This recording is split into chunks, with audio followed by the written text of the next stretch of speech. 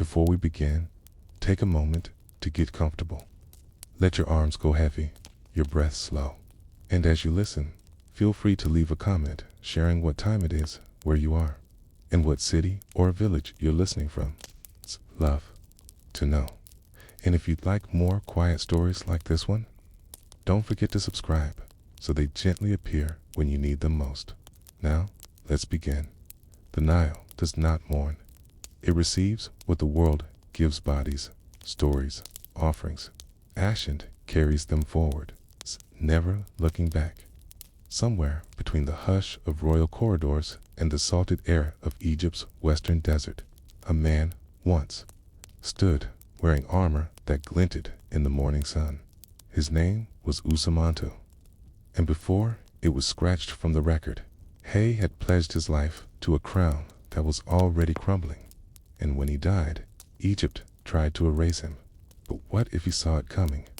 What if, long before the order came to seal his name, he had already broken the bond that once protected him? What if he chose a truth that couldn't be buried and paid for it with silence? Let us step backward, quietly, into his life. Not the life remembered in monuments, but the one lived in the narrow margins of command, politics, and uneasy trust. A time of warnings. The 20th dynasty had begun with ceremony, but not peace. Ramesses III had inherited an Egypt that still looked like an empire on the outside: grand temples, armies, statues, the height of palm trees, but inside, the old strength was fading. Grain shortages were increasing. The sea peoples had nearly breached the delta. Priests had begun to hold as much land as generals, and the workers in Deir el-Medina who carved tombs for kings were going on strike for bread. Into this fragile machine walked User, Montu. He was not a high-born noble, at least not by birth. Some say he came from the southern garrison near Elephantine. Others believe he rose through ranks in the chariot corps of Pyrameses, where border skirmishes and tribal raids were common. What matters more is that he earned his position not through lineage, but loyalty. That made him useful and vulnerable. The oath at Medinet Habu. The only surviving mention of Usamantu's rise is in a temple. Ledger, fragmentary, and water-stained, linked to Medinet Habu, the mortuary temple of Ramesses III. The entry reads, was present at the swearing of the Northern Guard, oversaw the division of grain to the service garrison, took the oath of silence before the Council of Horns. The Council of Horns was a seldom used term for the temple military tribunal that met during times of internal unrest. Its name came from the horned deity, Ken, associated with creation, but also secrecy. Taking the oath of silence was rare. It meant one had been entrusted with knowledge that could not be written, even on temple scrolls. What had he heard? Was it a prophecy? A list of dissenters? A secret about the succession of the next pharaoh? The oath itself condemned a man to be both servant and sentinel, to act without writing, and to die without record. That oath, some believe, was the beginning of Usamantu's second death. The general's bargain from what we can reconstruct. Usamantu's rise was rapid and watched. He was appointed commander of the western frontier, tasked with protecting trade routes and monitoring temple shipments to Karnak. This was no ceremonial post. It was the lifeline of Egypt's economy: timber from Byblos, copper from Sinai, incense from Punt, and more importantly, it was where priests and merchants met in secret.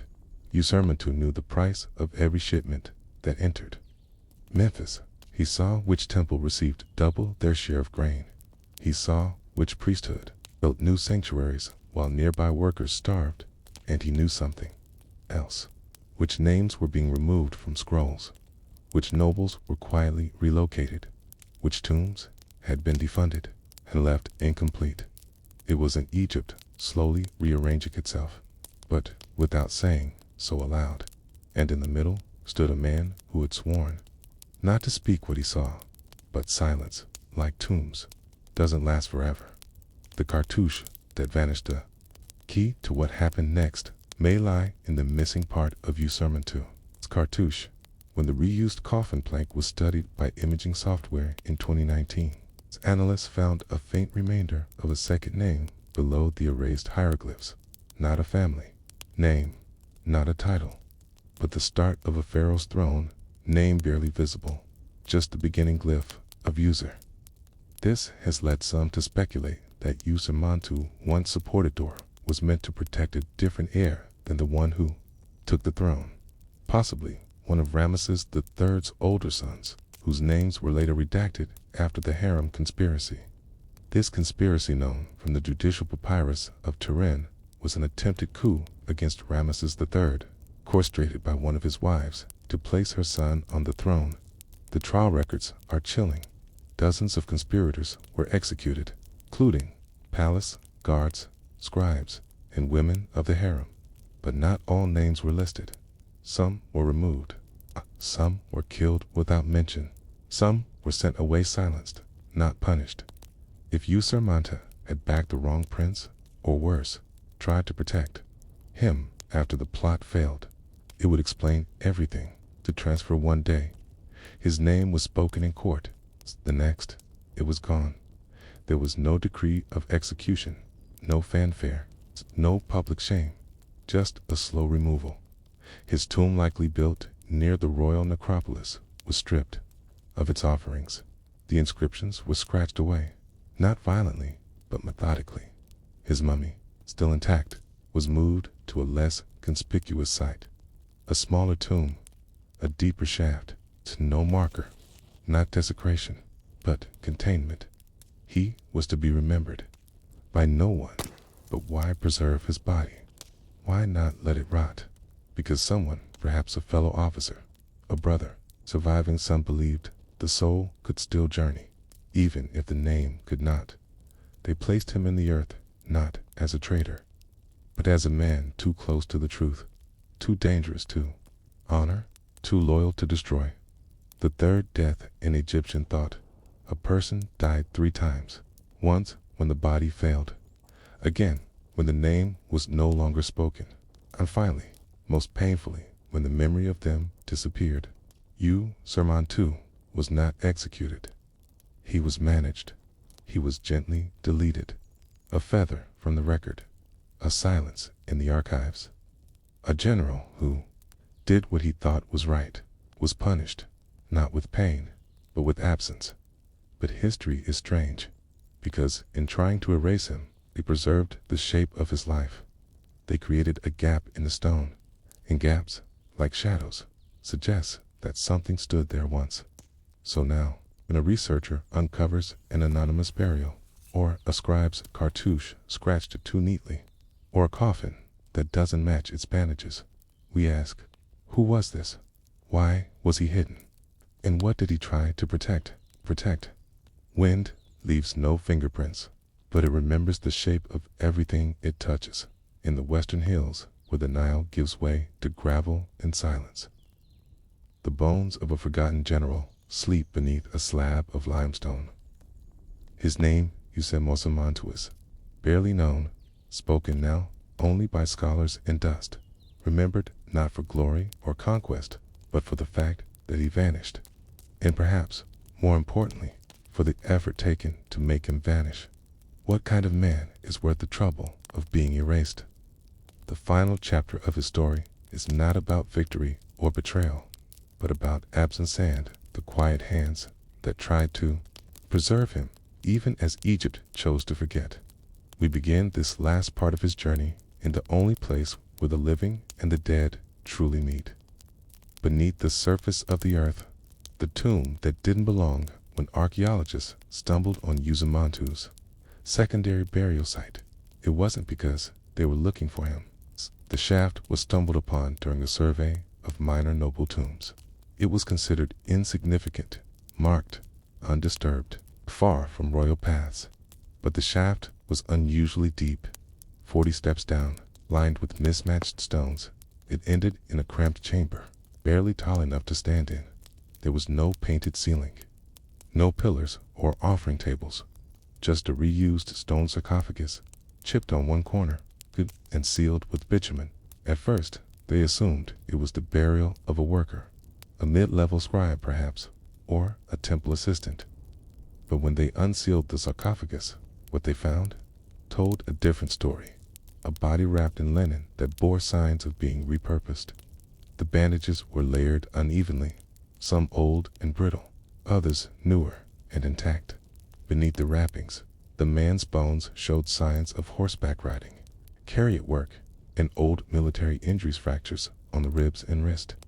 Signs of healed sprains in both ankles. This was no scribe.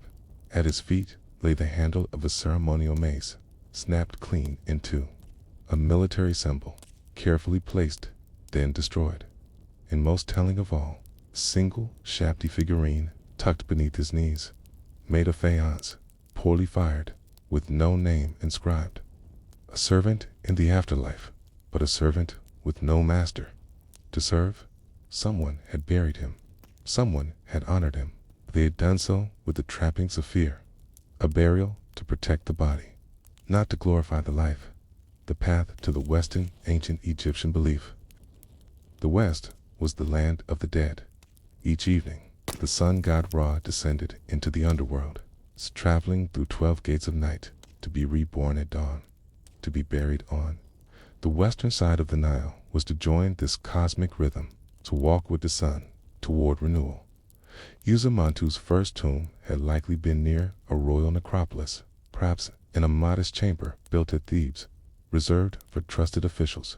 But his removal to the deep western hills is just something far more deliberate. The site was dry, remote, difficult to access even in his day. A place chosen not for honor, but for concealment. We must imagine the scene not in grandeur, but in secrecy. A small group, at night, perhaps. No procession, no temple choir, just a scrape of sand, the thud of a rope-lowered coffin, the quiet whisper of linen falling across a face that had once commanded men and armies. A burial for someone whose death was not meant to be known, yet not quite a desecration. He was laid straight, his arms crossed in respect, a token left by someone who remembered what he had once been. We will never know if the man who buried him had orders, or if they acted out of quiet love. The desert as guardian years passed. Then, centuries, that tomb remained, sealed, not raided, not reused, not disturbed. This is strange in Egypt. Tombs were often robbed within years. Bandits knew how to spot a burial shaft, and even modest graves were stripped of linen and bone. But not this one. Why? Because it was intentionally made forgettable. There were no markers to suggest value. No gold leaf, no visible cartouche, not even paint. It looked like a worker's pit. Nothing to tempt the living, which means someone had thought carefully. Not just about how to bury a man, but how to hide him forever. And in that, succeedant till the modern world, with its satellites and imaging and algorithms, finally found what was meant to stay lost. What the text never said. What we know of Asurmatu comes not from grand declarations, but from what's missing. He does not appear in the usual temple lists. There are no official records of his death, no statues, no posthumous honors, and yet the details of his burial, his command, injuries, his ceremonial relics, his careful reinterments, just a man of stature. It's a paradox only ancient Egypt could produce. He was both erased and preserved, stripped of his identity in the records, and yet honored in the shadows. Two most officials who fell from grace. Such a fate would have been unthinkable.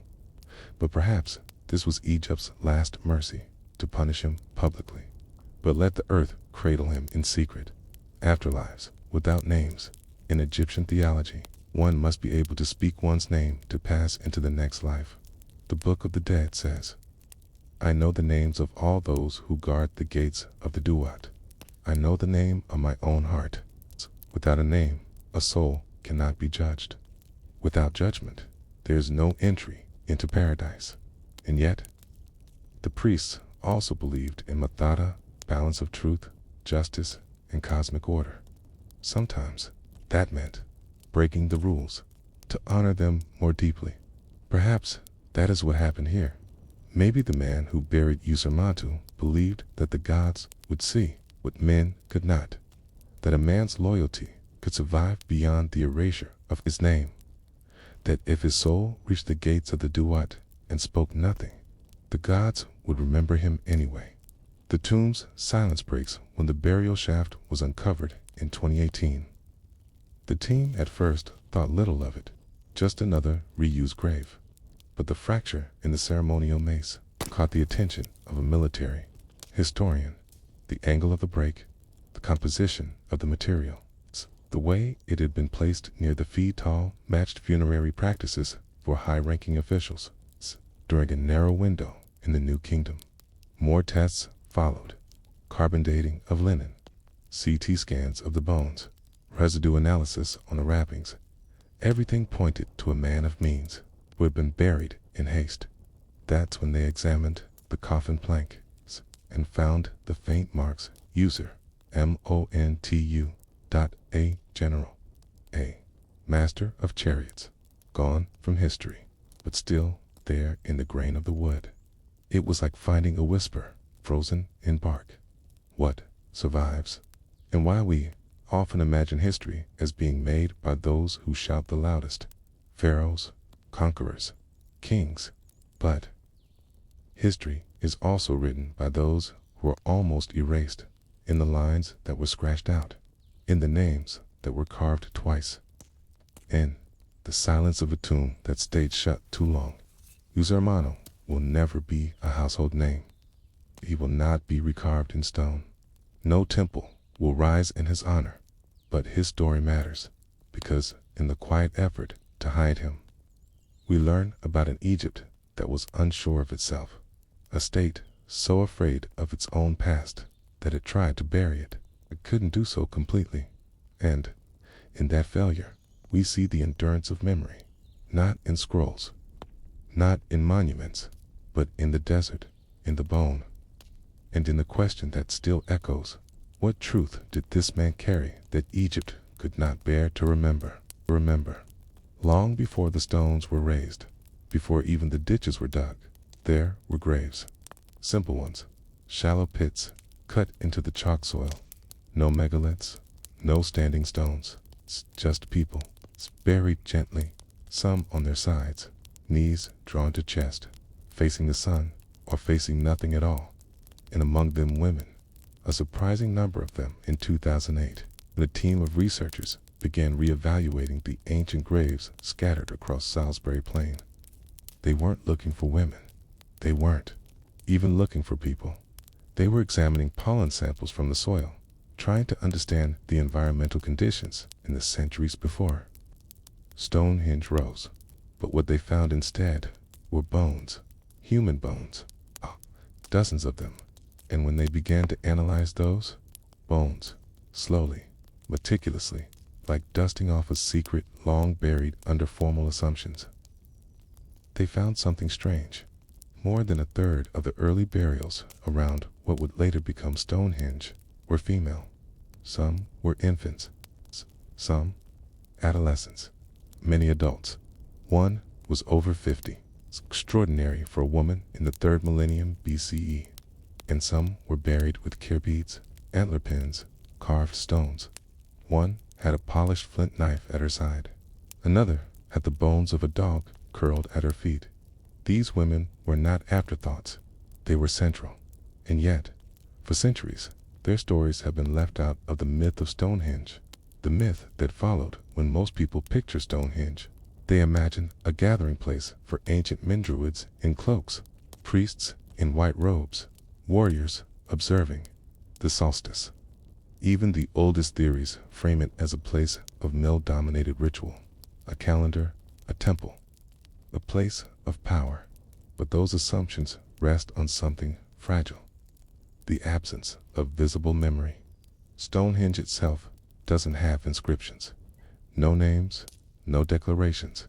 It doesn't speak. It simply stands. And in that silence, modern archaeologists once filled the gaps with their own assumptions about masculinity, construction, leadership. It was assumed, quietly, that those buried near the monument were the builders or the elite men who led tribes, oversaw rituals, or directed the placement of stones weighing 20 to 40 tons. But then came the isotopic testing, the DNA analysis, the re-examination of old bone boxes long forgotten in museum basements. And suddenly, women started appearing where history had previously decided they did not belong. They were in the ditches, buried near men. They were cremated and interred in urns. They were buried with tools, and in some cases, they were the earliest graves on the site. Some even predated the henge itself, before there was a circle of stones. Before any monument was raised, there were women, laid to rest in the chalky earth. Long before Stonehenge became a symbol, it forces us to ask, was Stonehenge built for them, or over them? The woman beneath the chocolate. Us imagine one such woman. She is not a queen, not a mythic druidess. Her name is unknown, but her bones were discovered in 2015 during an excavation just south of the avenue that leads to Stonehenge. She was found curled on her left side, arms drawn in, knees bent, like someone sleeping.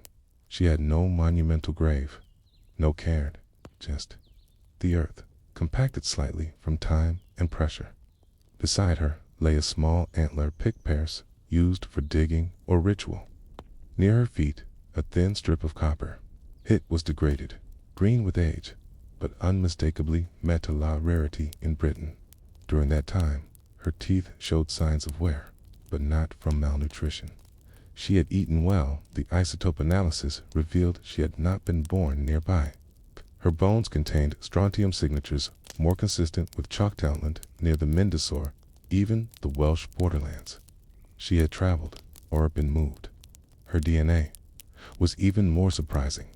She shared some markers with what's now called the Beaker people, early Indo-European migrants who entered Britain shortly after the earliest Stonehenge phases, but also had ties to earlier Mesolithic populations. She was a woman of in-between times, possibly a daughter of two cultures. Her burial showed care, but not opulence. Thoughtful, deliberate, but not royal. It was as if someone had marked her not with wealth, but with memory, and over her grave, within a generation, the first ditch of Stonehenge was dug. The living and the dead archaeologists now believe that the earliest function of the Stonehenge site was as a place of burial, not worship. Before the massive trilithons, before the astronomical alignments, there was a simple circular ditch. Inside it, a ring of Aubrey hole small pits, now filled with chalk, that once held large posts or stones. Inside many of these pits, cremated remains were discovered. Over 50 individuals, some carefully placed with burnt bones bundled in fabric. Others poured in directly. Among them, women, children, and elders. This wasn't a military graveyard. It wasn't a hall of fallen kings. It was a cemetery, a shared space. One where the boundary between family and tribe, between gender and status, seems to blur. Some of the cremated bones showed signs of being transported long distances. The isotope analysis suggests some individuals were born hundreds of miles away in Wales, Brittany, or even further. They were brought here after death by people who wanted them to rest at this specific place. Why? Because this place mattered, not as a temple, but as a memory site, a bone library, and the earliest bones in that library were often female. Tools and offerings, the women buried around Stonehenge weren't ornamented like queens or princesses. They weren't surrounded by piles of gold or hordes of weaponry. Their offerings were quiet. A polished axe head, ochre of red ochre, a necklace of blue beads made from minerals not found in Britain. One had a set of dog teeth strung on a leather cord. Another, a small shard of shale carved with concentric circles. These were not decorative for decoration's sake. They were symbols, not of wealth, but of connection to place, to the earth, to memory. Some of the items may have been passed down generations. The burial items weren't just for the dead. There were messages to the living. A flint blade left beside the bones of a woman with worn kneecaps. Was she a healer? A stone ball placed beneath the palm of a woman with arthritis was it a comfort in the afterlife, or a token of love from those left behind? The details are small, easily missed, but together they form a different picture of Stonehenge, not just as a monument of stone, but a chamber of forgotten lives. A question of memory. Why were these women buried here? Why were they brought from distant places? Why were their bones left intact, even as the stones around them collapsed and shifted? We do not know their names, have no record of their speech, their stories, or their thoughts, but the earth remembered where to hold them. And when archaeologists unearth their bones, soil still wraps gently around them soft chalk, cool and dry, preserving even the faintest trace of skin or hair. It's as if the land itself refuses to forget, even when history has. The question is not whether these women mattered to Stonehenge, it's whether Stonehenge, as we know it, could exist without them. Before the monuments, before the myths, there were women buried in the dark, and around them the circle began to rise and to rise. If you were to visit Stonehenge today, you would see the neat rope barriers, the gravel path curving just wide enough to keep tourists from the inner circle. You'd hear the crunch of shoes, the low hush of awe, and see the raised cameras of 1,000 visitors each year. But beneath that path, beneath the very ground your feet would tread, the soil is layered with what we cannot see: bits of bone, splinters of antler, burnt seeds, broken pins, flint tools, dulled by time, and sometimes it's fragments of someone's story. This section continues to follow the silent lives, especially the women who came before the stones. Not queens, not builders, not names etched in annals or myth, but they were buried here, and Stonehenge was built around them. The woman with the blue beads, one of the most notable female burials near Stonehenge, came from a nearby settlement now known as Amesbury Down, just a mile or two from the monument itself. In 2007, archaeologists unearthed a grave that held not only the charred remains of a woman, but also a beautiful necklace made of dark blue beads, strung between small amber pieces.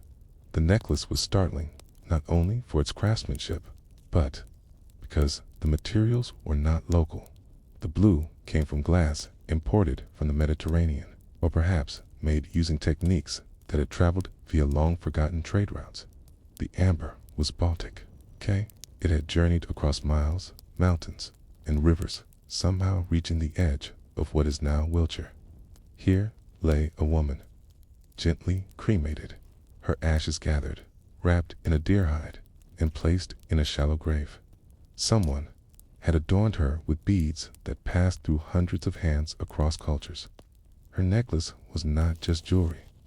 It was a map, a record of where people had gone and what they thought worthy of carrying. Her death was not an end. It was a gathering point. We will never know her name, her voice, or her face, but we know this: someone loved her, and someone thought she should rest near the Great Circle, a place of remembering. By the time Stonehenge reached its second phase around 2500 BC, the ditch had been deepened, stones arranged in new ways, and wooden posts replaced with sarsen megaliths. These were brought from up to 20 miles away, each weighing over 20 tons. It was an immense effort, a labor of seasons, of generations. It's easy to focus on the stonework, the feats of engineering, but around the edges of this labor, women continued to be buried. One excavation at the Curses Field revealed 2 female skeletons, buried side by side, with an ox bone between them, possibly a shared meal or an offering. Another grave, just beyond the avenue, had 2 children, likely sisters, buried facing one another. their skulls turned gently inward. We know that death at Stonehenge was not about isolation, it was about connection. The burials were communal. Many were cremated first and then reburied with care, bundled together, mixed, placed near others. One woman's ashes were found in a pit alongside a man's. But DNA testing revealed they weren't married or siblings. They were simply two people remembered together. Perhaps they shared a task, a home, or simply a deep friendship in a world with few written records. Burial is memory, and Stonehenge became a place of arranged memories. The woman from a fair mung. The most intriguing discoveries made in the last 2 decades is a grave referred to by archaeologists as the Boscombe Bowman. 7 individuals were buried together, 5 adults and 2 children, all male except for a single female, skull delicately placed, incomplete but unmistakable. What's astonishing isn't just the grouping, but what their bones revealed. The isotope analysis showed they had grown up far from southern England, likely in what is now Switzerland or Germany. And yet, they were buried at Stonehenge. Why? Because something about this place called to them, even in death. The woman's bones, though partial, showed signs of long-distance travel in her youth. Her diet changed dramatically over time, shifting from alpine grains to British fish and barley. She had migrated, not for conquest, not as a soldier. She had simply come, and when she died, she was placed among others who had crossed rivers and ranges to be here. Stonehenge, in that era, was not merely a local shrine. It was a destination, a memory archive, a place where the living brought the dead to rest, and women were part of that journey, not carried or ignored, but included in the burial itself. Tools in the hands of women. Another common myth is that tool use in Neolithic Britain belonged only to men, but flint knapping sites found near Stonehenge tell a more nuanced story. Among the bone fragments recovered near certain barrows are knuckle bones, worn smooth by repeated motions. These belong to women. Hand-wear patterns match those found on early flint shapers and grinding stones at the Durrington. Wall settlement linked to Stonehenge by the Avon archaeologists found massive communal feasting pits. Some showed traces of pig, bone, and barley, others of dairy residue, grains, and honey near these pits. Tools used for grinding flour were often buried in refuse heaps. Many of the handstones were ergonomically suited for smaller hands, possibly belonging to women or older children. One theory proposes that women were the ritual preparers, those who shaped the food and offerings before major ceremonies. Their work was not visible in the monuments, but it was present in the infrastructure and the daily rhythm of making, preparing, and preserving the memory of the place. Burial as architecture. As the stone phases continued, Stonehenge evolved into its final form. The burials around it slowed, but that didn't mean they stopped. They simply moved further outward, creating rings of memory, like ripples around a dropped stone. Barrows, earthen mounds rose across the landscape. Many were family tombs. Some were singular. Some had shafts that descended deep, ending in chalk-lined chambers. One bush barrow held the burial of a male chief with gold regalia, but 2 barrows nearby held the remains of women, buried with beads, bone pins, and tokens of status. What matters is not only that they were buried, but that they were buried in sequence, as if someone had planned where they would go. The barrows form patterns, not chaos, and in those patterns, some archaeologists see early attempts at mapping the sacred, not with paper, not with compasses, but with bodies. The women became coordinates in a geography of memory. They were landmarks, laid into the earth, connecting the stones, the seasons, and the sky. Bones that whispered the more we uncover, the more the silence speaks. Tiny bones of infants in urns, tucked beside the pelvis of a grown woman. Teeth from elderly women, worn smooth, their roots still firm. Hip bones reshaped by childbirth, and sometimes It's just a single rib, marked by an old fracture. Healed, these bones are not loud. They do not demand to be remembered, but they persist quietly, stubbornly beneath the grass, beneath the tourists, beneath the myths. And each time one is exhumed, cleaned, studied, another piece of history tilts slightly. Another assumption becomes less certain, and we're left asking, okay, how many women's stories remain buried under the foundations of our grandest ideas? The grass rolls gently over Salisbury Plain. It's the kind of landscape that feels timeless. Low hills, its long shadows, the wind pressing in from every side. From the air, Stonehenge appears almost delicate, a ring of bones, a crown laid on the land. But beneath it, inside the soil, the ground holds on to something older than stone. The final section of this story closes.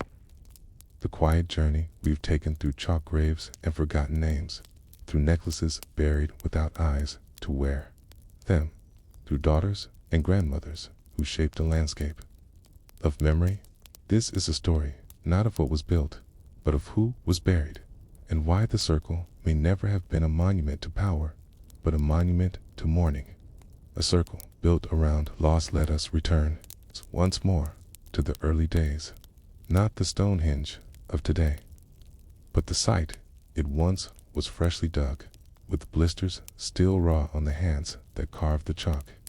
Picture the first posts being raised, not yet stone, but wood, tall and sun-bleached. They stood in a ring, marking something. Not a temple, not a fort, but a memory. The memory of someone, or several someones, buried there, beneath the footprints of the builders. The evidence is clear. Burials came first, and not just any burials. The earliest graves, dating back to around 3100 BC, 5 centuries before the iconic stones contained cremated human remains. Some were singular, others were shared. One pit had 3 people buried together, 2 adults, 1 child. They were the first inhabitants of the sacred circle, and among them were women. These burials were not randomly placed. Many were arranged with precision, possibly in relation to solar events. Some were aligned with the midsummer sunrise or midwinter sunset. Others followed lunar patterns. It suggests something striking. Even before Stonehenge became a marvel of engineering, it was already a cosmic cemetery, a place where people aligned the dead with the heavens, not just to remember them, but to situate them, to fold them into the structure of time itself. And within that pattern, women were not excluded. They were central. The absent records. Why, then, do we know so little about them? Because the voices that wrote history didn't dig in chalk. The earliest written accounts of Stonehenge come from Roman and later medieval sources, many written more than 2,000 years after the stones were raised. By that time, the true builders were forgotten, and myth had rushed in to take their place. Geoffrey of Monmouth claimed Merlin moved the stones from Ireland by magic. Others said there were druid altars. Almost none mention women. And in the silence of records, archaeology had to speak. But even early archaeological work in the 19th and early 20th centuries often ignored or underreported female remains. They were seen as incidental, unimportant, not part of the grand narrative. But the bones tell a different story.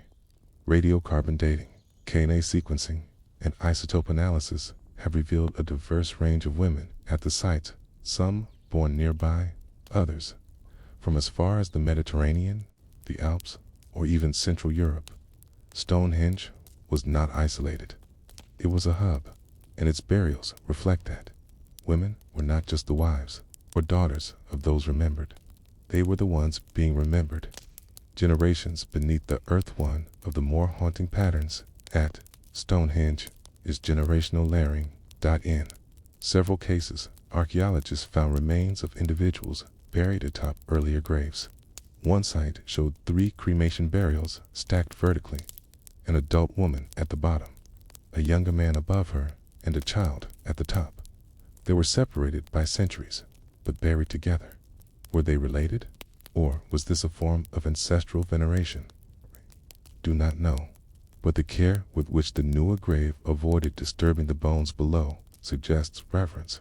The younger bones were arranged just off-center, leaving the earlier burial intact. It's as if the earth was teaching them how to grieve by remembering where others had been. And women's bones were often at the base of these stacks, perhaps because they were first, or perhaps because they were foundational. The Veiled Matron's Inn, 2014.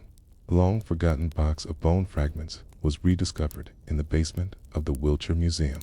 The label was faded, but still legible. Stonehenge, 1926. At the time, the remains had been deemed too fragmented to analyze. But new technology allowed researchers to piece them together. Among the fragments was a pelvis. It belonged to a woman, likely over 60, when she died. That alone is remarkable. Most people in Neolithic Britain didn't live past 40. Her bones were dense, her joints severely worn. She had likely given birth multiple times. Her teeth were heavily eroded from chewing tough grain, and yet she was strong. Her ribs showed signs of repeated muscle attachment, stress probably from years of grinding, carrying, or digging. A worker, a mother, perhaps a grandmother. Her grave goods were modest. A red-stained stone, a single bead of jet, a small tool shaped like a spoon. Nothing grand, and yet she had been buried at the heart of Stonehenge over her remains. The great Sarsens were later raised. We do not know her name, but we know she mattered, because the earth kept her dot, and the builders didn't move her. They built over her, with her, around her. The ritual of remembering at Dorrington Walls.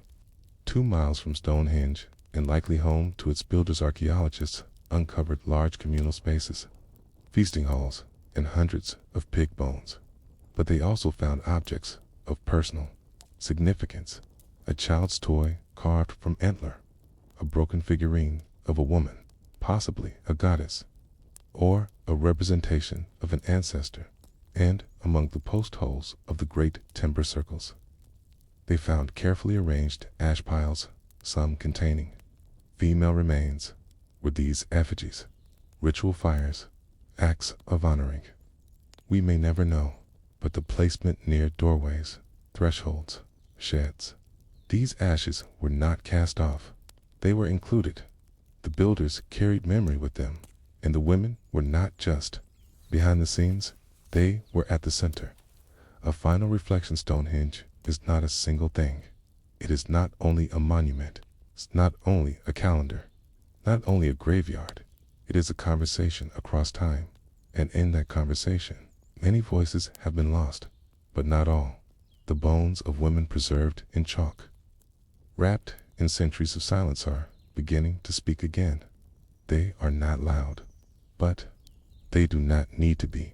They whisper, through worn teeth and arthritic fingers, through stone beads and ochre-stained tools, through flint knives laid beside hips bent from age. They whisper, we were here, we were buried before the stones, we watched the sky before the calendars, we were remembered quietly, with care. And now, centuries later, as archaeologists sift and catalog and gently brush the dirt from femurs and ribs and teeth, we begin to hear them again. Their stories were never erased. They were just waiting beneath the surface, like seeds in chalk, in chalk. Some stories vanish because they were never written. Others vanish because they were erased, scrubbed from records, burned from scrolls, forgotten on purpose.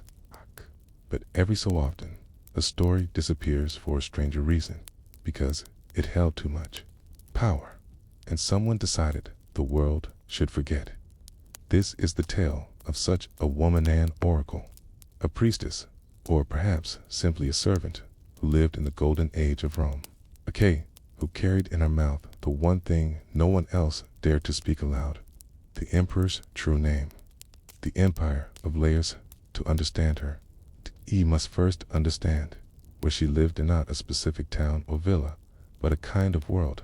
By the 2nd century CE, the Roman Empire was vast. It stretched from the rainy forests of Britannia to the deserts of Syria. Roads laced the continent like veins. Aqueducts poured water into cities that had no right to bloom in such dry places. And at the center of it all stood the emperor. He was not just a ruler, so it's a god on earth.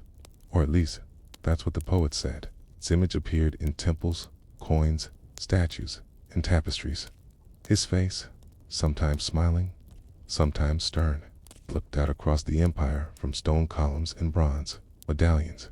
But he was also a man, and all men are born with names, not titles, not epithets, not what the Senate called them, or what the coins etched in Latin.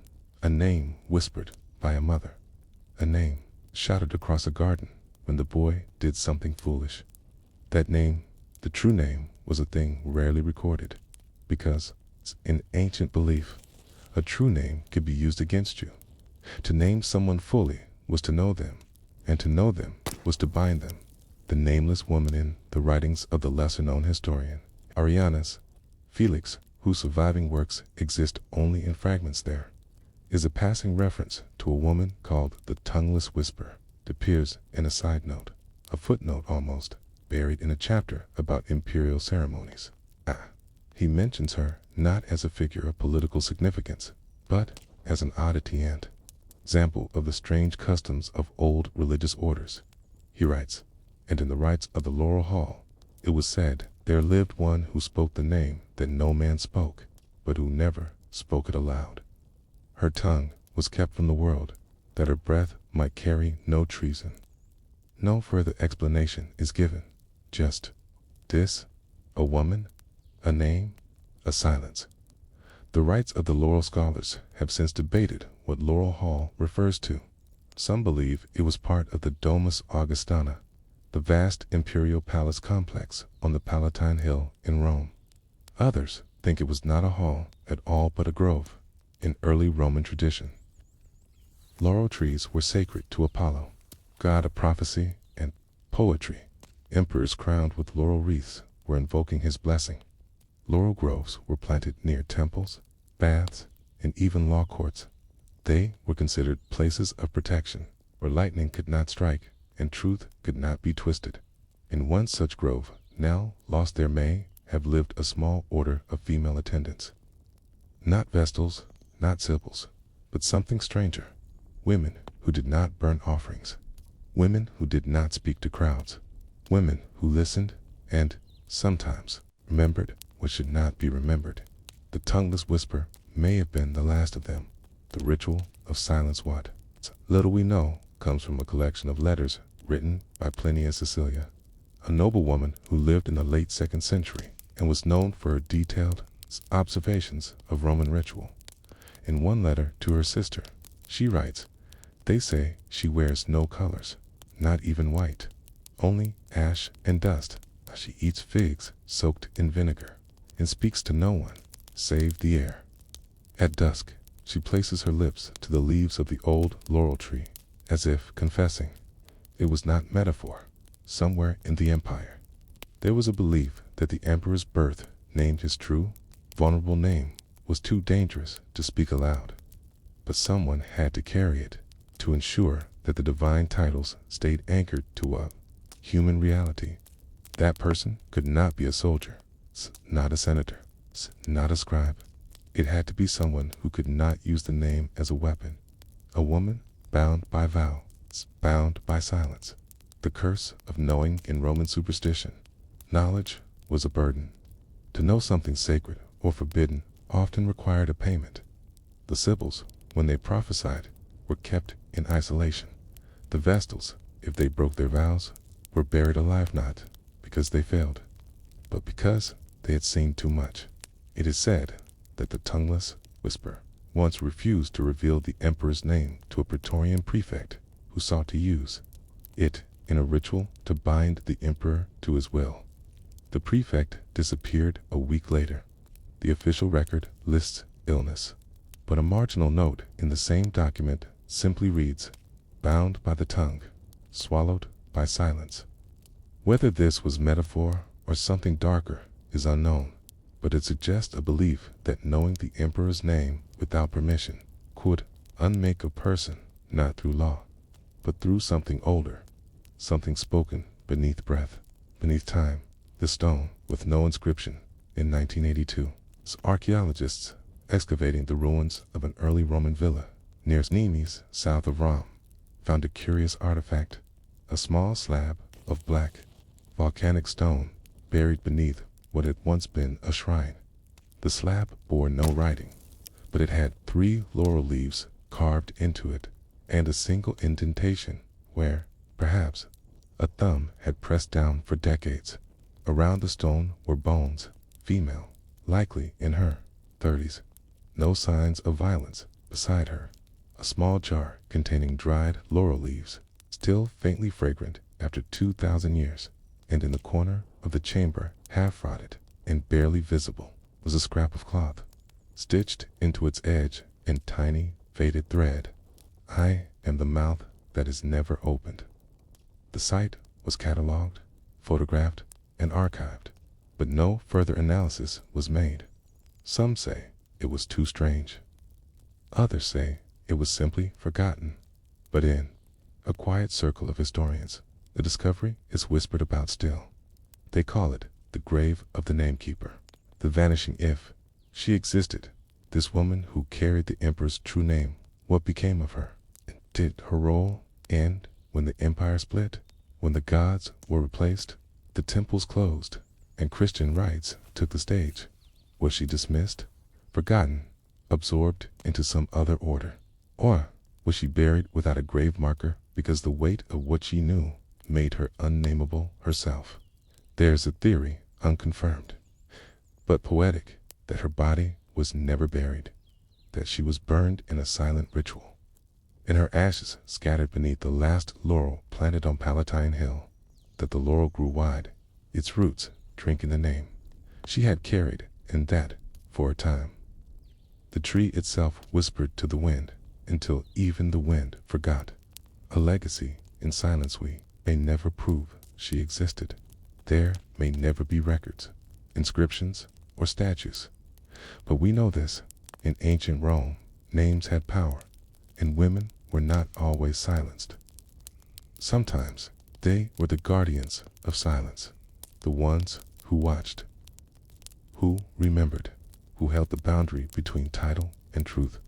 They may not have spoken loudly, but their absence echoes louder than stone, than stone.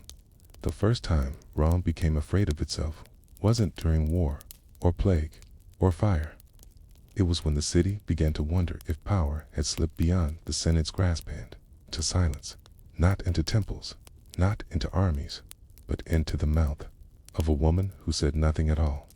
This section begins where the last left off beneath laurel leaves and palace stone, among broken scrolls and forgotten halls, where a single woman remembered something no one else dared repeat.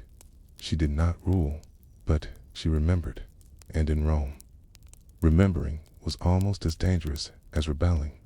The house with the no-name-most emperors changed their names when they came to power. Gaius Octavius became Augustus. Lucius Domitius became Nero. Marcus Aurelius Antoninus became Caracalla. These names weren't just political. They were shields, masks. They were meant to distance the ruler from the vulnerable boy he had once been, from the name whispered to him in childhood, from the private identity that could be manipulated by ritual or sorcery. Because Roman tradition, inherited from Etruscan and even older beliefs, taught that a true name was a key. If someone held it, they could bind your fate. That's why emperors buried their old names under titles, gods, and glory, except one. Except Hadrian, born Publius, alias Hadrianus, in 76 CE. He rose through military ranks and married into the imperial family. When he became emperor in 117 CE, he kept his given name, Hadrian, visible, public, but letters discovered in a ruin near Tivoli once the sight of his villas suggested. He had another name as a child, a private one, a pet name, never used outside the family. In one fragment, an elderly woman writes, he would answer only to the name we gave him before the coins were struck. Not even his mother would speak it aloud in the palace. The name itself is missing, torn from the page, but beneath it, in a scribbled marginal note, it now belongs to her. No clarification, only the pronoun, her. The palace, Eco's Villa Hadriana, was no ordinary retreat. It was a city unto itself, complete, with libraries, theaters, baths, and underground passageways. It sprawled across the hills like a second Rome, but one designed for solitude here. Hadrian walked in Greek sandals and debated philosophers. He designed temples to no known god. He built libraries with no scrolls, just empty niches and echoing domes. And somewhere in those gardens, according to a few scratched inscriptions on brickwork, lived a woman called La Custodi, the keeper. One reads, let no one pass this gate who does not serve the keeper. Another simply, she knows what he forgot. Was this the woman from Arianus Felix's writings? The one who whispered only to trees?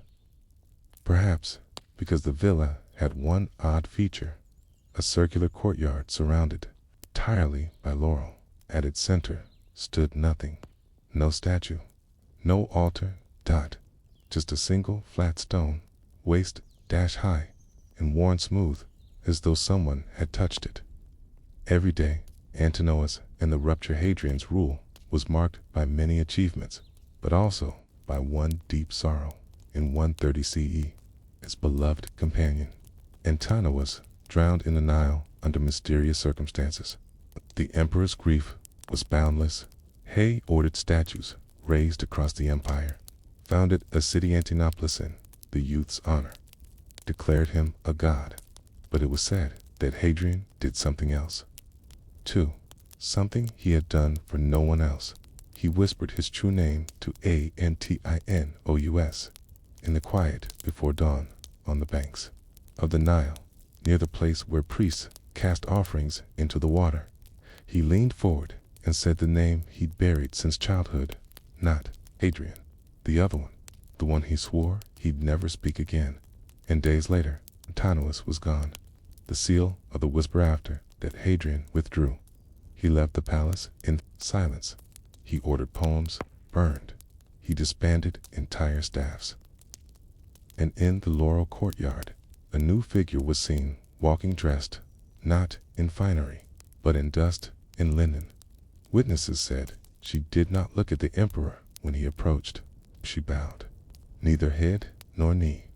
But Hadrian listened to her every day, and some said he left her with something, a seal, a scroll, a name, a burden. It is said that after his death in 138 CE, her footsteps were heard in the courtyard for 3 more years, always before sunrise, always silent. Then one day, nothing, and the laurel began to rot. Silence, as rebellion. Why would Rome allow such a role to exist? Why would emperors obsessed with control trust anyone with their undoing? Because silence is harder to betray than words. A record can be copied, a voice can be overheard, but silence, true silence, it can only be broken once. The keeper's vow may have been spiritual, but it was also political. In a world built on speeches, oratory, and decree, she represented something un-Roman, quietness that could unmake everything to Rome. She was both a safeguard and a threat. That's why later historians, even those writing in the 3rd and 4th centuries, never mentioned her by name. They couldn't. They feared that by doing so, they might say the wrong name and bring down a curse. The scroll that was never written in 1891. A German archaeologist named Albrecht Kruger discovered a hidden chamber beneath the ruins of Villa Hadriana. Inside was a series of storage niches, most empty, but in one, wrapped in lead and bound with rusted iron, was a scroll tube. The scroll inside had disintegrated, but the leather casing bore one final phrase, barely legible. qui nomen retenet urbem regit. She who keeps the name rules the city. Kruger sent the casing to Berlin, but remains in a museum archive. No one has dared open the remaining folds, for fear the inscription inside might not be just ceremonial. It might be personal. Name, a real one that was never meant to be read. The burial without rites according to oral histories passed down in the surrounding towns near Tivoli. There is an old tale of a woman buried in the woods, not in a graveyard, not on consecrated land. Her body was laid between two laurel trees, her hands crossed, her mouth filled with ash and wax. She had no name, no epitaph, only a single stone placed near her feet with a carving of a closed mouth. Some believe this was the final keeper. Others say it's just a folktale, invented to explain an unmarked grave. But one element persists. Children are told not to speak near that spot. Even today, the locals refer to it only as il silencio, the silence, the emperor in the leaves there. Something poetic in imagining the emperor, the most powerful man in the world, handing over his truth to a single woman who could never repeat it in that act. He may have become human again, not because she wielded power over him, but because he trusted her in a city built on spectacle. Her invisibility was her shield. In a world obsessed with names, her silence was sanctuary. She was not a priestess, not a sorceress. She was a boundary between empire and memory, between glory and grief, between power and personhood. And she held that line quietly, absolutely, and forever, forever. She was not buried in the official records. She left no monument, no marble bust, no poem scratched onto slate. But somehow, centuries later, her shadow remains in half-faded scrolls, in burned margins, in whispers that never quite vanish from stone. The woman who knew the emperor's true name may never have intended to be remembered. And yet, it is precisely her silence that echoes the loudest. This final section traces the legacy of forgotten women like her, not by what they did, but by what they were trusted to remember. The power of unspoken names in ancient belief systems, stretching far beyond Rome into Egypt, Mesopotamia, and across the Mediterranean. The idea of a true name held potent magic. A name, in those traditions, was not just a label, it was a piece of the soul. It bound a person to the divine, to their fate, to the world. To know someone's real name was to hold the string that tied their life together. And so the powerful guarded their names like treasure. Pharaohs buried theirs in labyrinthine tombs. High priests wrote them in riddles and backwards glyphs. Even gods had secret names once that could summon them or banish them, depending on how they were spoken. So, when Rome adopted this belief quietly, subtly, without official decree, created a peculiar role. Someone had to carry the burden of the name without wielding it. Someone had to keep the name alive, but untouchable, and so the namekeeper was born. She may have changed from reign to reign. She may have had different titles, homes, rituals, but the essence stayed the same. She was the vessel. When the empire fell silently, late empire was a noisy place. The 3rd and 4th centuries were full of revolts, assassinations, and short-lived emperors with longer titles than legacies. There were economic collapses, plagues, reforms, and a growing tension between old pagan orders and the rising tide of Christianity.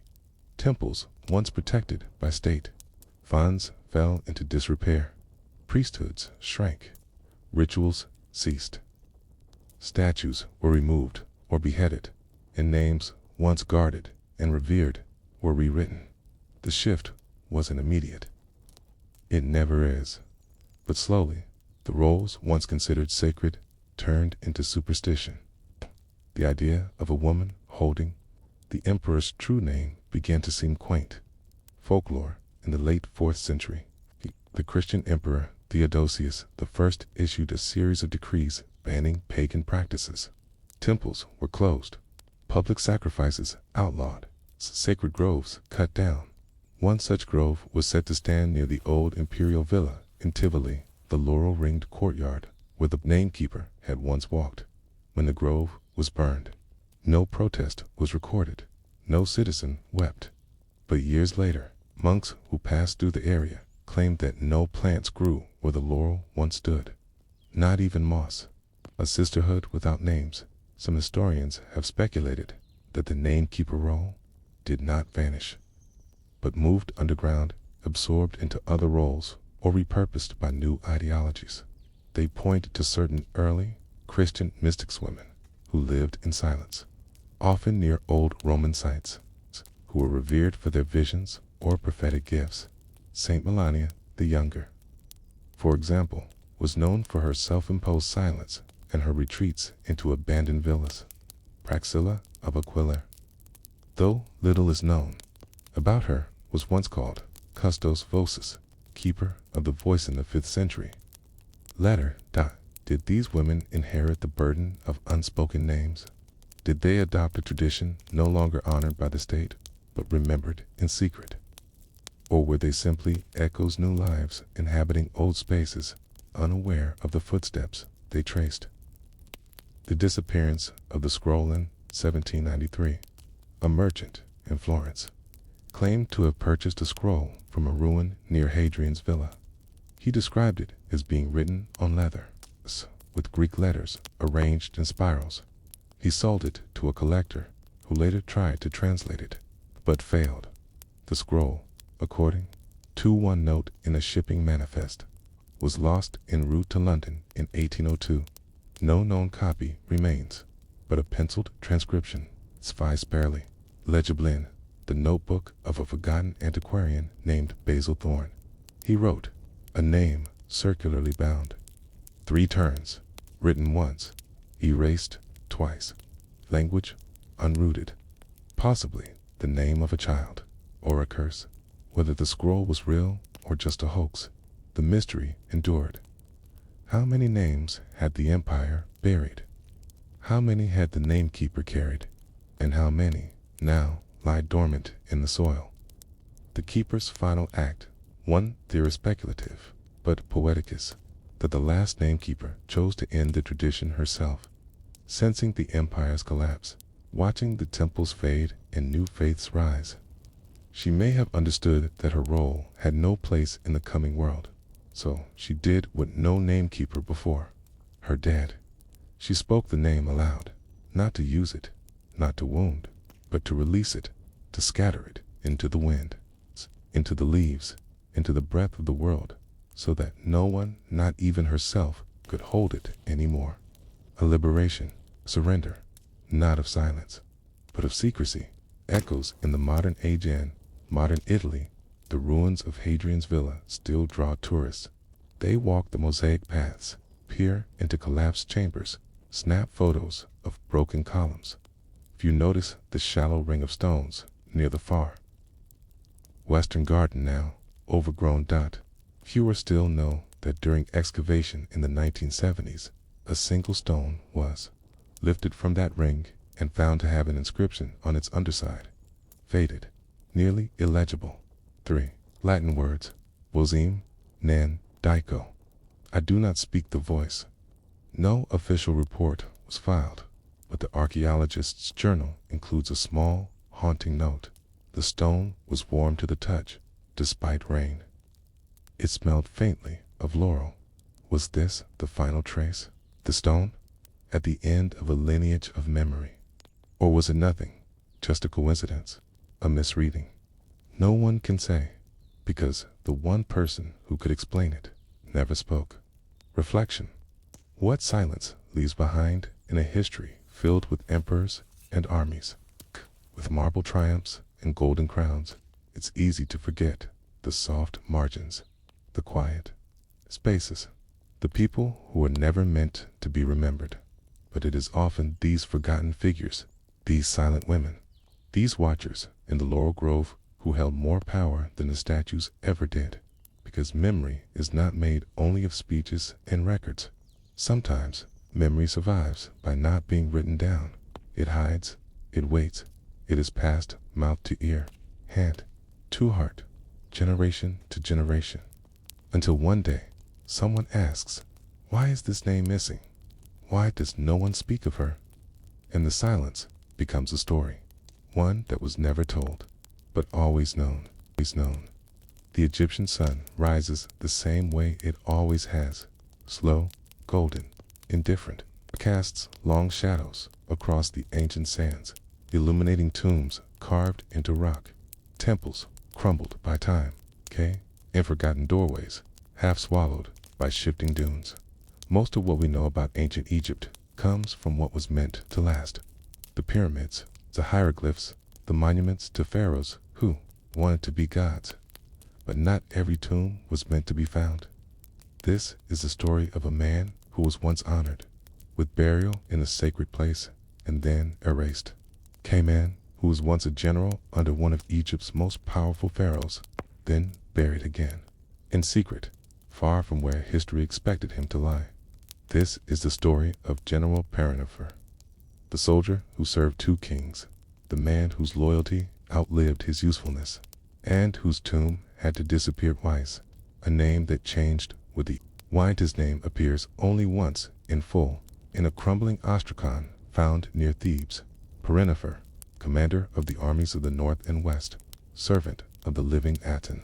The date, somewhere around 1353 BCE, during the early reign of the heretic pharaoh, Akhenaten. You may remember Akhenaten, the ruler who turned Egypt upside down by abandoning its ancient gods in favor of a single deity, the Aten, the sun disk. He built a new capital, Amarna. He closed temples, dismissed priests, and rewrote religious laws that had lasted 1,000 years. And like all revolutions, his reign needed enforcers. Parinapher was one of them. He was a soldier, yes, but more than that, he was a believer. At least at first. His letters, copied in careful hieratic script, speak of the new light, the new world, the dawn without idols. He wasn't just fighting wars, he was guarding a vision, and for that loyalty, he was promised a tomb. Not just any tomb, a royal complex tomb, in the cliffs east of Amarna, with limestone walls and a direct view of the rising sun. But something went wrong. The first burial in the city of the sun, we know Parinapher's first tomb was real because parts of it were found. In the 1890s, a British team uncovered an abandoned shaft carved into the rock face near Amarna, blocked by rubble and sand. Inside, they found no body, but they found a fragment of a false door, inscribed in red ochre. Parinapher, the loyal one, whose arms bore the light of the Aten. The carving was clumsy, rushed. Unlike the smooth bas-reliefs found in noble tombs nearby, there were no paintings, no offerings, no signs of mummification rites, just the carved door and the shallow pit empty. Someone had started to bury him, then stopped. Why? Was he disgraced? Was he forgotten? Or, worse, was someone trying to erase the tomb? 'Cause, under Akhenaten's successors, the Aten cult collapsed. The old gods returned. Temples to Amen reopened.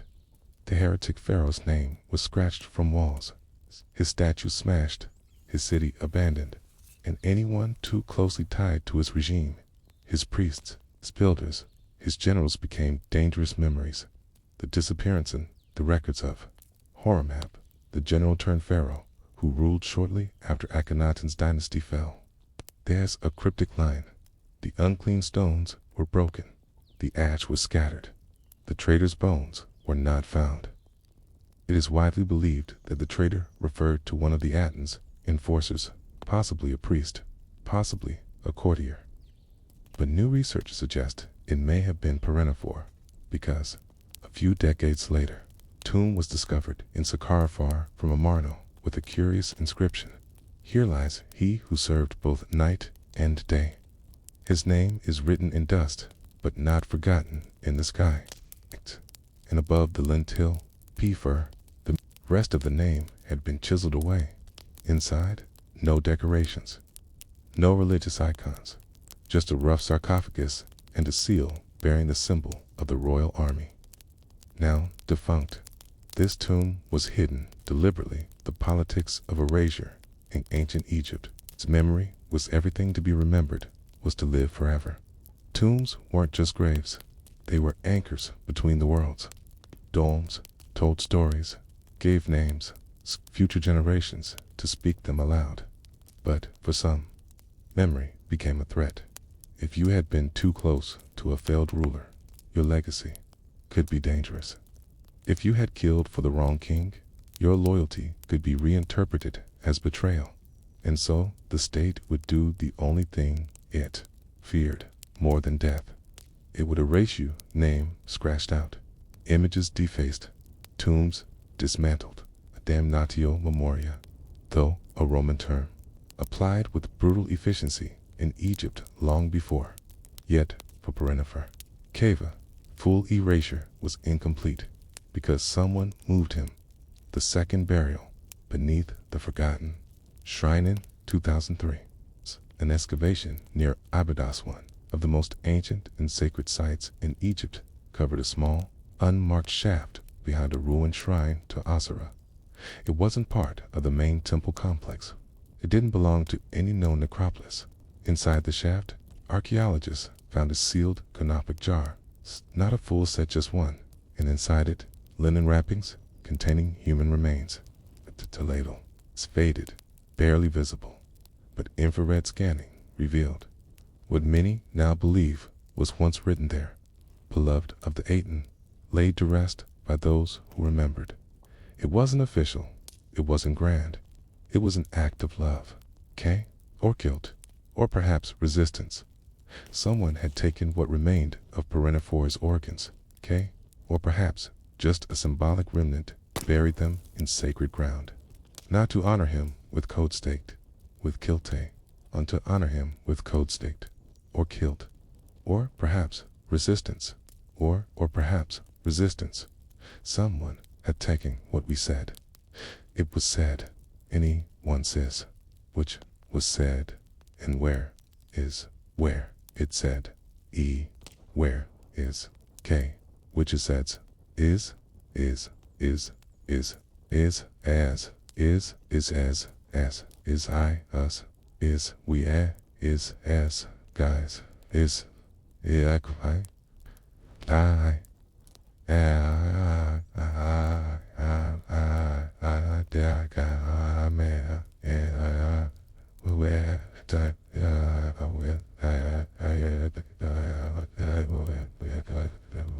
glory, but to make sure he wasn't lost. A general without a god be the time he died. Perenifer no longer had a god. The Aten had fallen. The temples had burned. The pharaoh he served was forgotten. The new regime needed no memory of generals who once burned idols, but human memory is stubborn. Someone remembered him, a family member, a servant, a fellow soldier. We may never know, but whoever they were, they carried something the state couldn't erase. The story of a man who believed in the future and then watched it collapse. They buried him again, not for the gods, but for the past, not for immortality, but for peace. And empty tomb still stands today. You can walk the cliffs of Amarna. The wind howls through unfinished doorways. Birds nest in the shafts meant to hold offerings. And near one of those doorways, a half-cut chamber with no name, a piece of sandstone still bears. It's the outline of a figure, not a pharaoh, not a god, a man in armor, unfinished, fading, but still there, waiting. The tombs of ancient Egypt were not just for the dead. They were political tools crafted to display favor, broadcast alliances, rewrite history, and occasionally to hide shame. By the time the first tomb of Perenifer was carved into the cliffs of Amarna, the purpose of tombs had shifted. Once places of magical rebirth, they had become increasingly bureaucratic. They listed titles, ranks, inventory. They named gods. They declared allegiance, and as history began to turn against Akhenaten's revolution, the tomb of Asterisk, by the time the first tomb of Perenifer was carved into the pale cliffs of Akhenaten's sacred capital, the desert winds already knew it would not last. The cliffs stood high above the new city. From there, one could see the strange white buildings laid out in symmetrical rows. Its great open temples to the Aten had no roofs, for their god was the sun itself. Light was meant to fall uninterrupted on every stone.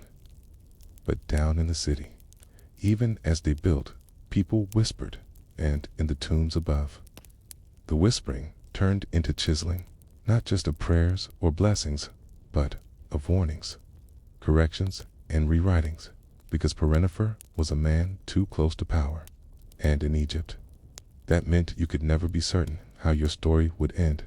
Asterisk, by the time the first tomb of Perenifer was carved into the cliffs of Dot, Atene, modern-day Amarna, the desert had already begun its patient work of undoing. The wind knew, the sand knew, even the masons, carefully chiseling Perenifer's many titles into limestone, seemed to know that this new city, built by Akhenaten, the so-called heretic, Pharaoh would not endure, that its gods would be outlawed, its palaces swallowed, and his people erased. But Perenifer did not know Dot, or if he did, he dared not say it. He had marched for the Aten, killed for the Aten, given his loyalty to a god who was not a god of temples or statues, but of light, God without form, who floated overhead and saw all things, a god with no face, and Perenifer had believed in him, at least for a time. The death of the capital, the city of Akhenaten, was barely 30 years old when it died. It was built in haste, an entire capital raised from bare sand under a single pharaoh's vision. Akhenaten, who had changed his name from Squan, Amenhotep IV, ordered temples unlike anything Egypt had seen. They were open air with vast courtyards exposed to the sky, no walls of mythological murals, no columns lined with gods, just sunlight, and everywhere inscriptions to the Aten, the living sun disk, father of rays, he who illuminates truth. But Egypt is a land of tradition, and while the king basked in sunlight, the people muttered in the shade. The priests of Ammon, whose temples had been shuttered, plotted quietly. The older nobles, stripped of influence, looked elsewhere for favor.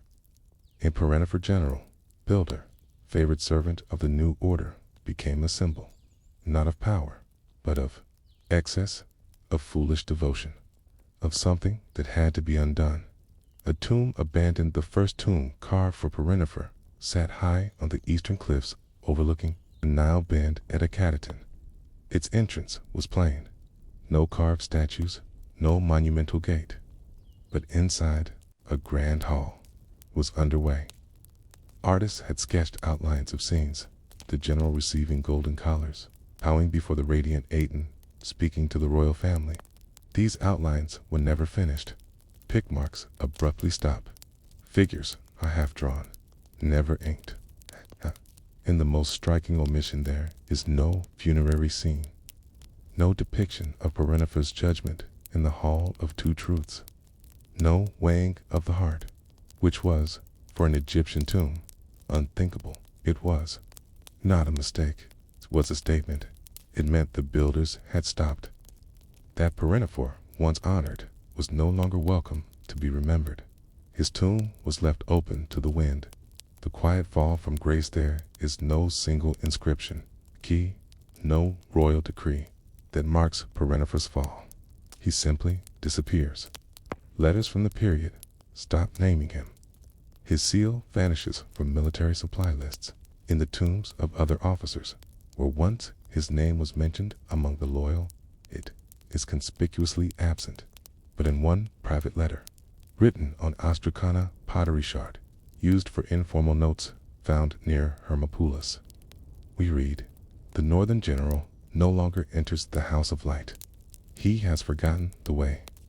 The phrase, House of Light, referred to the Aten temples. Forgotten the way was a euphemism for falling out of favor. Perenifer had become inconvenient. Perhaps he questioned Akhenaten's reforms. Perhaps he was too zealous, or not zealous enough. Or perhaps He simply reminded too many people of a time they wanted to forget. Who moves a tomb? To move a tomb in ancient Egypt was a Herculean task. Tombs were not just graves. They were spiritual machines aligned with celestial paths, designed to ensure the soul's rebirth. To leave a tomb incomplete and then relocate a burial was to risk the soul's destruction. And yet, someone did it.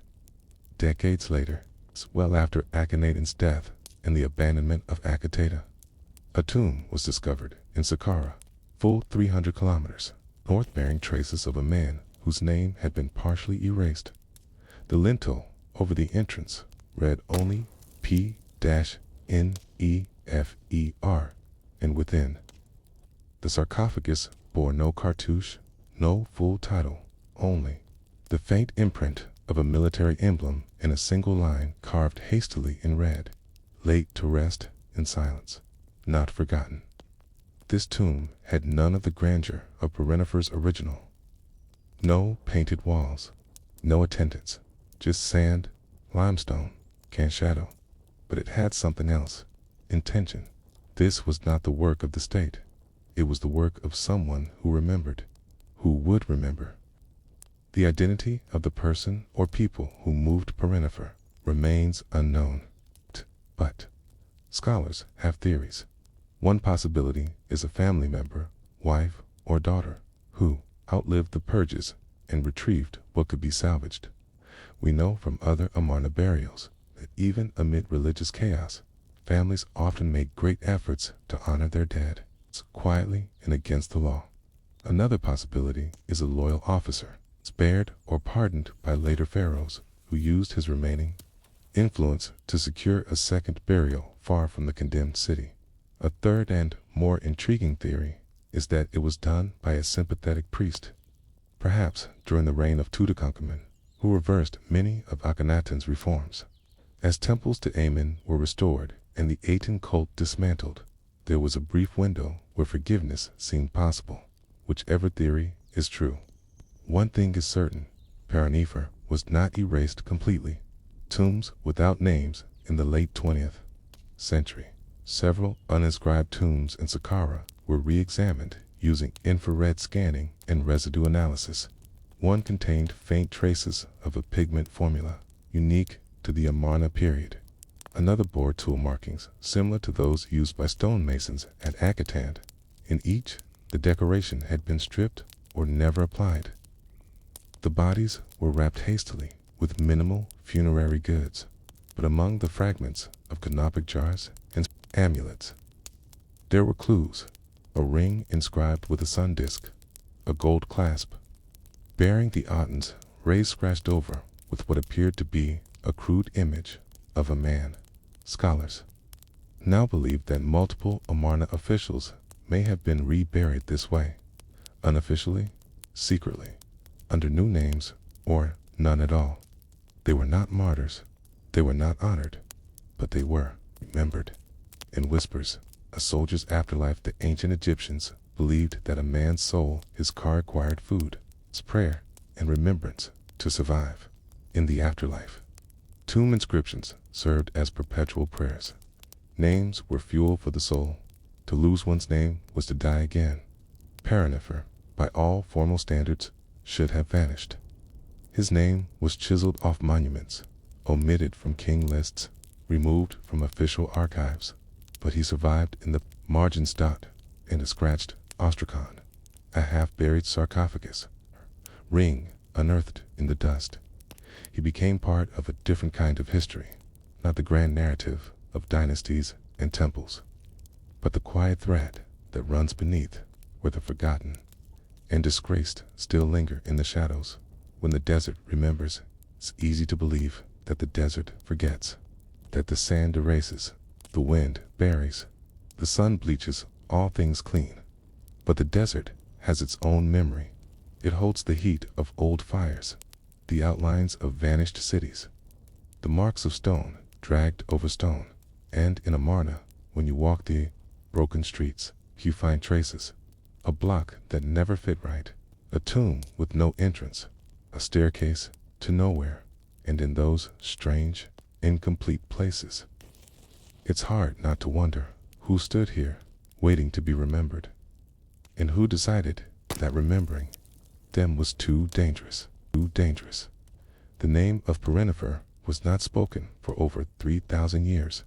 Even now, it is spoken only in fragments, half-syllables left behind on broken lentils, seals with missing ink, tombs that were started and never finished, ties moved in the dark and reburied under false names. But history has a way of breathing back into the bones we try to forget. The story of this general, his rise, his erasure, and his silent resurrection tells us more about Egypt than any pyramid, because his legacy was not written in gold or triumph. It was written in absence, and that absence left a trail of quiet clues stretching across centuries of sand. The quiet politics of the afterlife in ancient Egypt. The afterlife was not earned. It was managed. A soul needed more than virtue. It needed permission granted through proper burial, ritual, and inscription. The Book of the Dead was not a moral manual. It was a bureaucratic passport. If you were to speak the right spells, carry the right symbols, and be buried with the right titles. This is why tombs mattered so much. They were not simply graves. They were contracts with eternity. So when Perinefer's first tomb in Amarna was left unfinished, it wasn't just a political embarrassment. It was a spiritual death sentence, interruption in the delicate machinery of rebirth. One that, under normal circumstances, would mean total annihilation of his name, memory, and soul. But something strange happened. His name crept back, a reappearing name by the reign of Pharaoh Tutankhamen's short-lived successor certain. Amarna names began to cautiously return to official records. In the margins of temple restorations, small signatures began to appear. Craftsmen, masons, minor priests.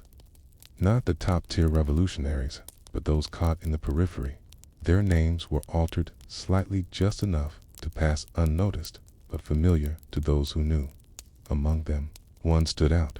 P3R-NFR. A softened phonetic spelling, scribbled in a list of construction workers sent to restore shrines at Saqqara. Not a general anymore, just a name. A set of consonants that once marched beside a king and now hauled stone. Was it a child, a grandson, or a quiet attempt to revive the man himself? In Egyptian theology, to speak a name was to make it live again. Somebody, somewhere, had started to speak his name again. The False Wallen, 2003. A small research team conducting a magnetic scan in a lesser-known tomb shaft near Saqqara discovered an anomaly. A wall that didn't match the surrounding architecture. Too smooth, too fresh. Beneath the sandstone, a hollow space.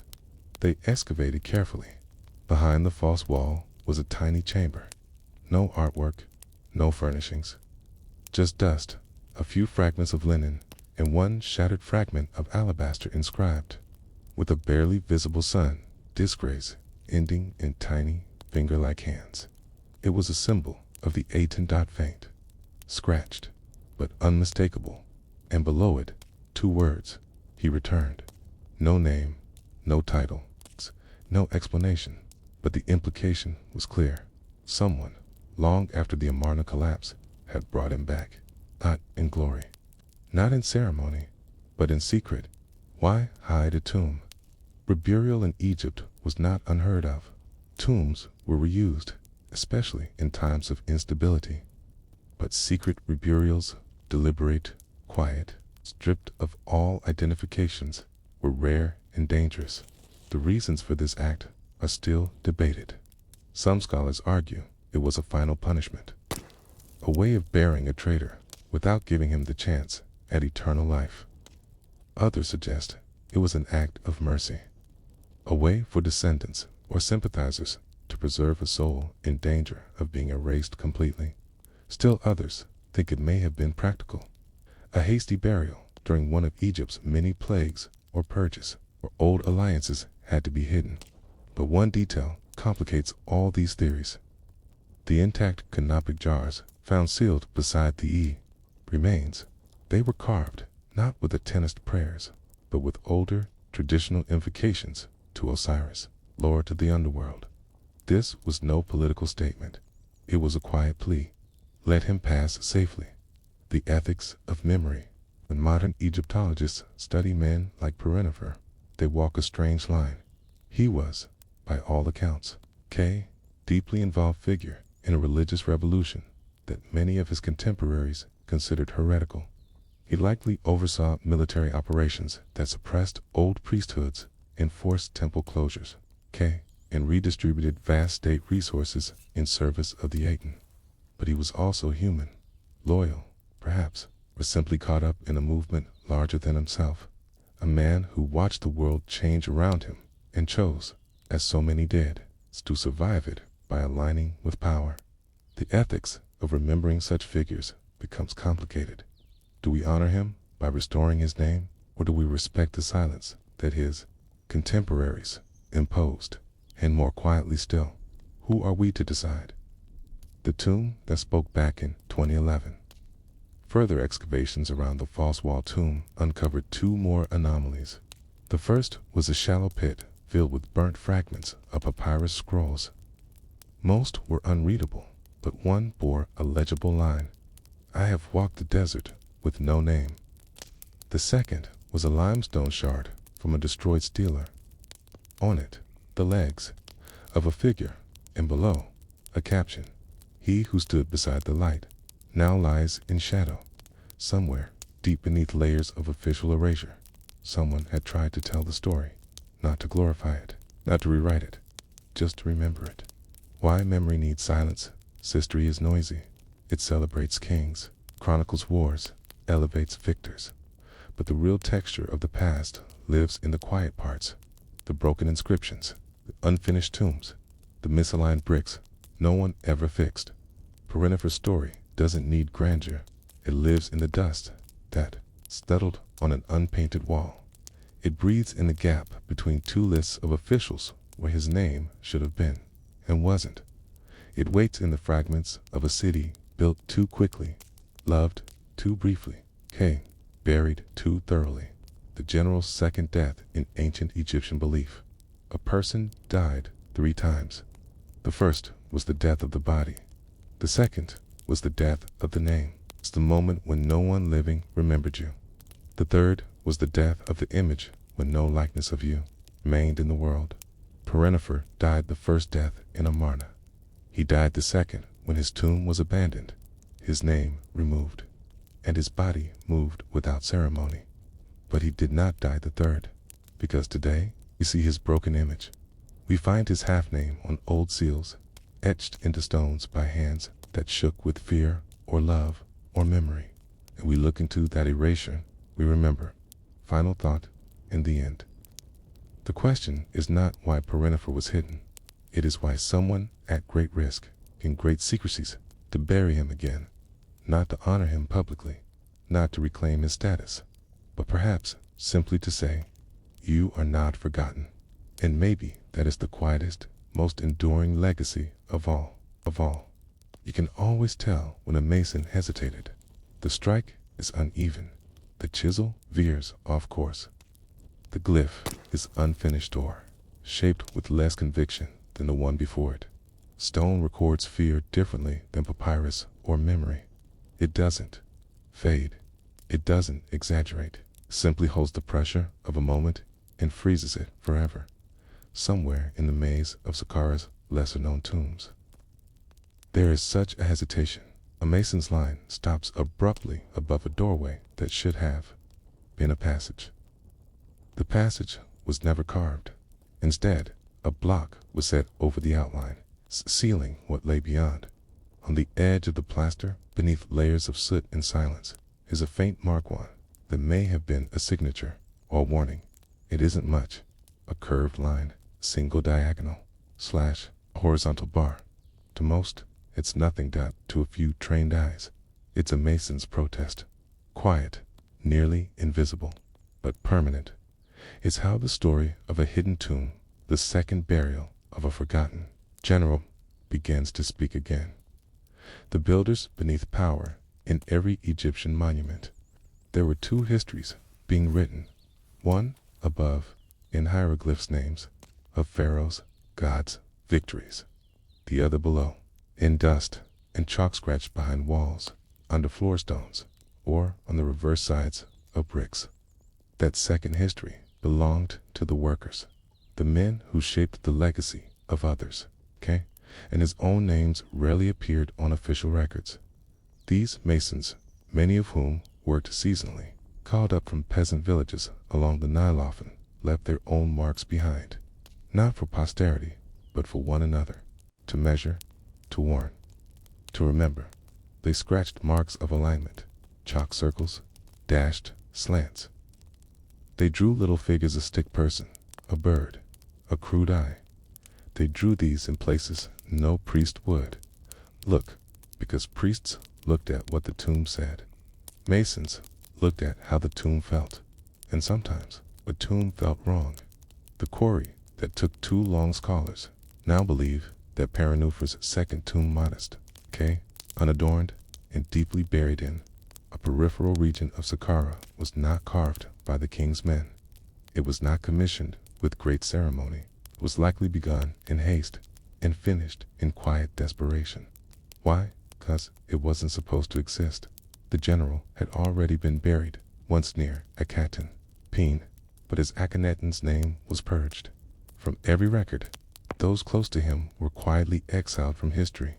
Parennefer's original tomb was defaced, his image chipped, his titles scrubbed. He died again, socially, spiritually. So when the second tomb was carved, it was not a celebration of rebirth, it was containment. His body had to be moved, but no one wanted to admit it, and so a team of laborers, perhaps with a single overseer, perhaps not, was dispatched to the edge of the burial ground, not to honor a hero, but to bury a question. And the masons, sensing that, left clues. The hidden lines in the rear corridor of the chamber. A line of bricks appears out of sequence. At first glance, they look like repair work, perhaps structural reinforcement. But then you notice the bricks are newer than the surrounding stone.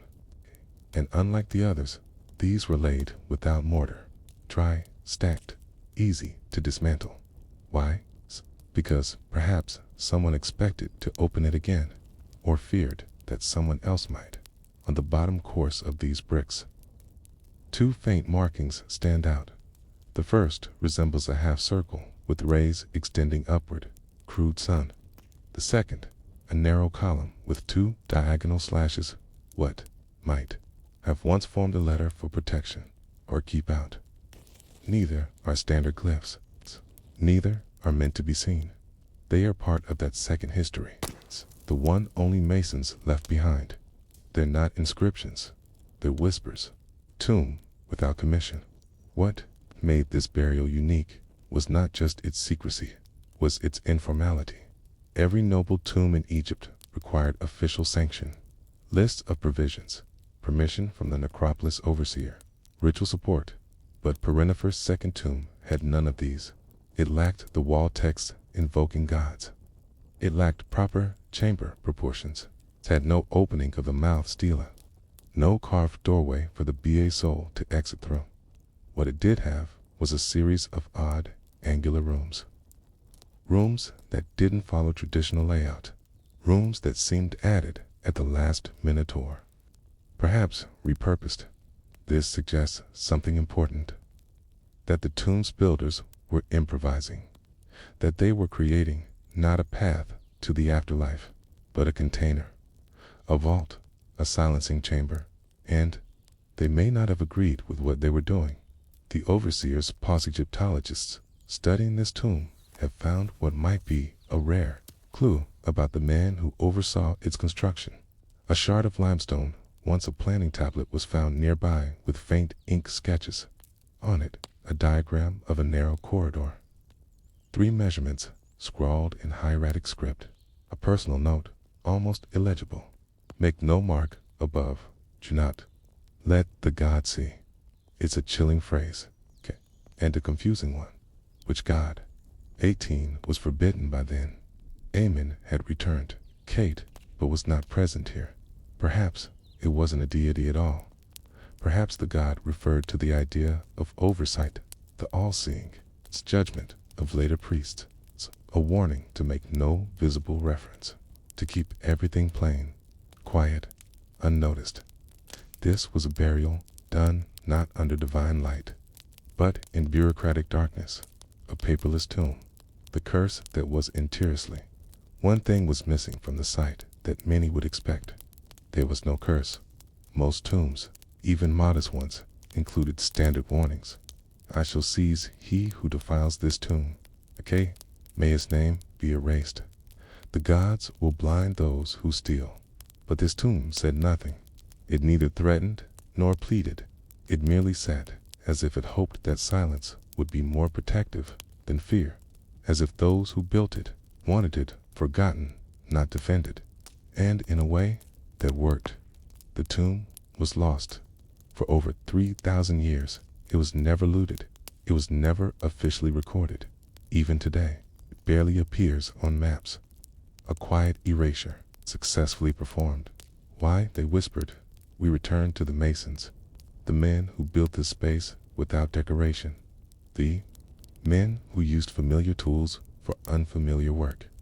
Why did they whisper? Because they were working outside ritual, outside law. They were burying a man whose name had been banned, whose legacy had been scrubbed, whose god had been declared false, and they knew the risk. One misstep, and their village could suffer. One mark to bold, and they could be accused of heresy. So they whispered. In stone, in symbols, in lines no priest would ever inspect. And that's why we can still hear them today. The hammer that hesitated near the back wall of the final chamber. A vertical scar runs down the plaster. It is not a crack. It is not damage. It is the start of a carving, a hieroglyph or reed leaf, perhaps left incomplete. The mason began it, and then stopped. Why? Perhaps he heard something. A footstep.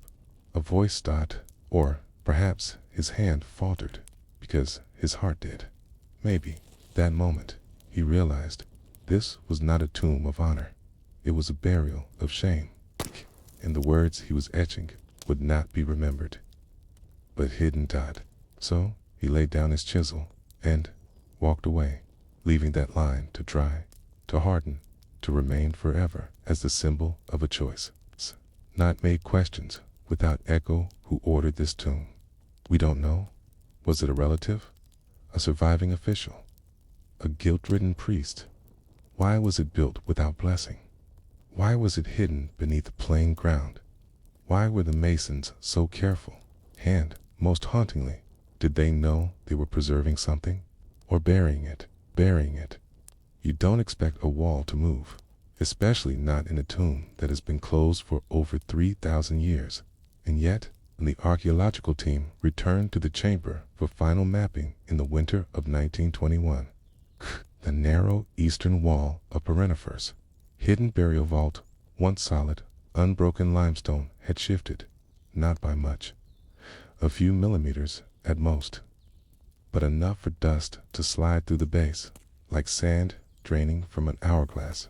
At first, they thought it was settling, or an old fracture in the stone. But then, someone noticed the plaster line. It was too clean, too recent to. Intentional, they tapped the wall, gently, then harder, and then the echo changed. Behind the thinnest part of the stone was a hollow chamber small, unrecorded, and filled with silence. What was behind it was not treasure, nor a body, but a story that refused to stay buried. The forgotten room, once the edge of the wall was breached and the dust cleared, the archaeologists found themselves facing a space no larger than a pantry, roughly 3 meters long, 1.5 wide. The walls were unadorned. No inscriptions, no paintings, no offerings. Just 7 plain ceramic jars, tightly sealed with mud stoppers, canned, a small pile of linen bundles in the corner. This wasn't a burial chamber. It was a vault, a storage space, but For what? And why hidden? The jars themselves were typical of the late Amarna period, narrow-bodied, with curled lips, showing signs of reuse. Faint traces of pigment on one suggested it had once held perfume or sacred oil, but all had been scrubbed. Their contents, when opened, were dry. Inside, ashes, charred wood, what appeared to be fragments of a scorched linen shroud in one jar. A brittle, blackened object was initially mistaken for bone, but under closer study, it revealed something stranger. A carved piece of ebony, flat and worn on one side, with faint notches along its edge. Some kind of ritual tablet, a tool, or a discarded talisman. No one could say. In the linen bundles, wrapped tightly, deliberately, as if meant to be opened only by someone who already knew what they were looking for. They contained writing. The notes, without names, 6 linen scrolls, bound with fiber twine, each roughly the size of a handkerchief, inked in a hurried, cramped style, written not in formal hieroglyphs, but in hieratica, faster, shorthand version used by scribes and priests for internal records. The scrolls had no headers, no dates, no official seals, but their contents were unmistakable. Tune notes, work logs, instructions, and in some, quiet warnings. Keep the outer seal narrow, do not widen unless instructed. Ash placed by hand of Kemet. No light, to be used. He is to be unnamed in speech after burial. Let no inscription remember him. What these lines suggested was chilling. The builders of this tomb, whether priests or masons, had left internal records of their choices, not for supervisors, not for the king, but perhaps for themselves or for someone they feared. These were not proud inscriptions. They were mutterings, quiet protests from men who feared they were doing something wrong, but had no choice but to continue. The burial of a reputation. By now, modern historians had begun to agree. Perinepher's second burial was more of a cover-up than a commemoration. His service under Akhenaten, once praised with golden epithets and temple titles, had become a liability in the generations that followed. To acknowledge him was to acknowledge the Aten cult. To remember him was to remember heresy. And yet, someone still moved his body. Someone still carved a tomb. Why? Possibly guilt. Possibly politics. Possibly quiet loyalty. Or perhaps simply to prevent his memory from wandering. In Egypt, memory was dangerous. A ghost without a name could haunt forever, but a ghost whose name was too loud could cause even more trouble. So the solution was subtle: rebury the general. Give him no name, give him no curse. Build him a second tomb with no exit for the so lonely stone. Only silence, and in that silence, leave one more mystery. The wall that gave way, what caused the seal to fail in 1921, remains uncertain. Some believe the seasonal humidity and usual rains that winter caused the limestone to swell and shift. Others suggest the initial construction was flawed from the start, intended to be temporary and never reinforced. The chamber may have been an afterthought, but there's a third theory, a quieter one, that the wall was meant to fail, that a mason or overseer or scribe, someone who feared the work they were doing, intentionally left it incomplete. Just enough mortar to hold for a century, maybe a millennium, not forever, just long enough for the shame to settle, but not disappear, because even the men who buried Perinepher knew you can't bury truth forever. Even in an necropolis, even beneath stone, it finds a way through the cracks. The jar without ashes of the 7 jars in the hidden chamber.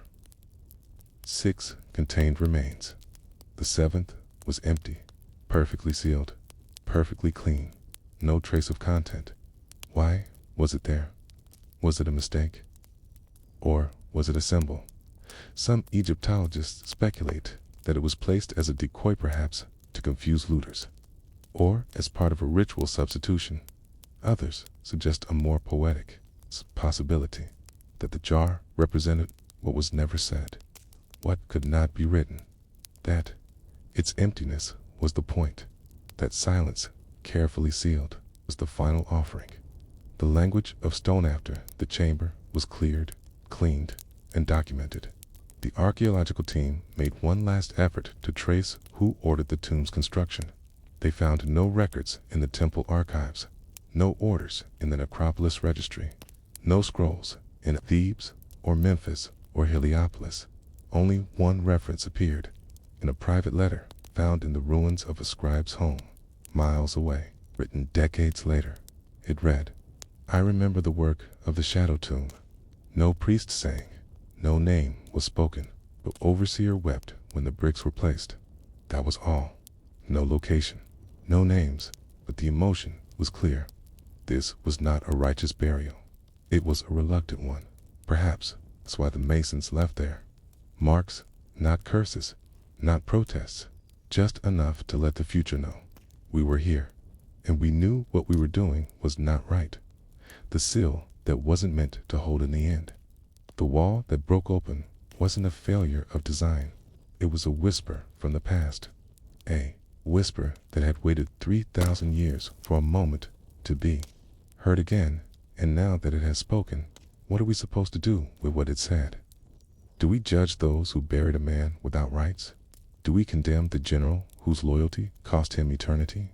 Or do we simply listen and wonder how many other tombs, sealed perfectly, still holding remain beneath our feet, waiting?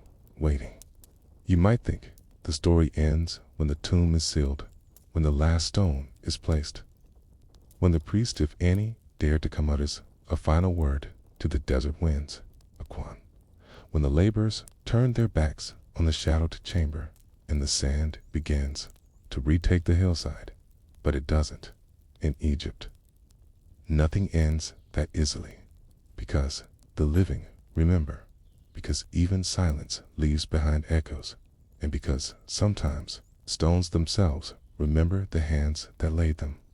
This is the story of those hands, of the quiet legacy left, not by kings or generals, but by the Masons who were ordered to build something they didn't understand, and perhaps didn't agree with. The marks that shouldn't exist when the hidden chamber of Perenifer's second tomb was first opened. Archaeologists noticed something strange: scratches, faint and almost invisible, pressed into the backside of the ceiling stones. These weren't hieroglyphs, not even proper inscriptions, just quick, shallow strokes made by the point of a chisel or the edge of a workman's tool. Some were simple shapes. Others resembled signs used in stonemason guilds: a triangle with an eye, a spiral, a bent arm. None of them belonged to the official canon of Egyptian symbols, and none were facing outward. They were hidden on the backsides of stones no one was meant to see again. So why were they there? Perhaps they were private marks, personal signatures of craftsmen who knew they were creating something meant to vanish. Perhaps they were messages to each other, or to the gods, or to anyone in some far-flung future who might ever break the seal again. One mark in particular drew attention.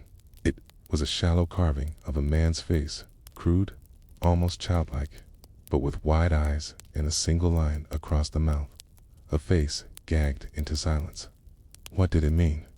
No one knows for sure, but one archaeologist, a soft-spoken scholar named Henriette Walker, wrote in her field notes, "It is as though the wall itself was ashamed." The priest who refused to speak. Not every tomb has a priest.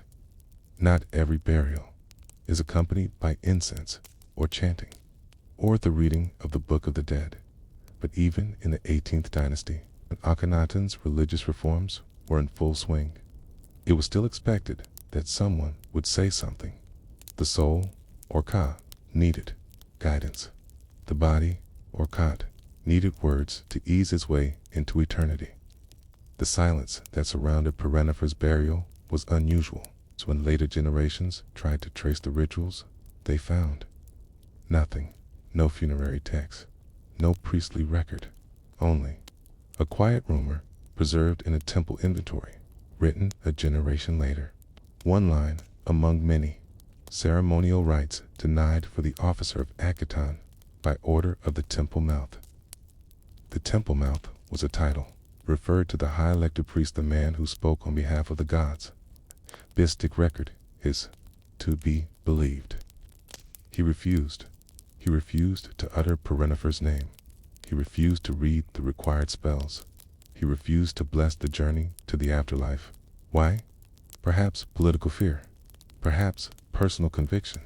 Perhaps both. But either way, he left the tomb unfinished, not in stone, but in spirit. Because in ancient Egypt, without words, Kai, the soul, could not rise. Without ritual, death was incomplete.